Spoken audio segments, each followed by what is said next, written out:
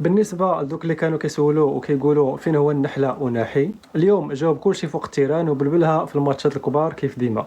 هاد الماتش راه ما كانش غير كرة وصافي، هاد الماتش راه كان شطرنج حقيقي، حيت الا بغيتي تربح وهبي خاصك تكون بطل العالم في الشطرنج، هو الاول قبل ما تكون مدرب. كل حركة عنده محسوبة، وكل خطأ كيديرو كيقراك وكيستغلو ضدك. واخطر حاجة فيه هي الصبر، ما كيهضرش بزاف وما فيهش قوة الفلسفة. في الشوط الأول كيخليك تحس براسك انك مسيطر على الماتش، ولكن في الحقيقه هو غنبيعنا العجل كاملين ودخل لينا الشك، حتى بدا الخوف كيشدنا. ولكن هذا الشيء كامل استراتيجيه كيخلي بها المنافس كيثيق في راسو، ومن بعد كيدير عليه ريمونتادا. حتى اللعابه رباهم على نفس العقليه، ما كاينش الاندفاع الخاوي، كاين التفكير وكاين التركيز، كاين نظام، ولكن كل خطوه عندها هدف وغايه. وهنا فين كيبان الفرق بين مدرب عادي ومدرب كبير.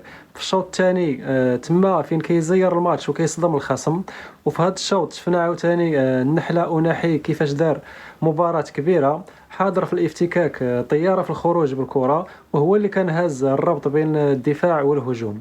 برهن لنا مرة أخرى أنه لاعب ديال المواعيد الكبيرة اللي كيعتمد عليه المنتخب. وزيد عليها ابراهيم دياز اللي فاق معنا شويه اليوم، تاين اللي حطهم بالمليمتر.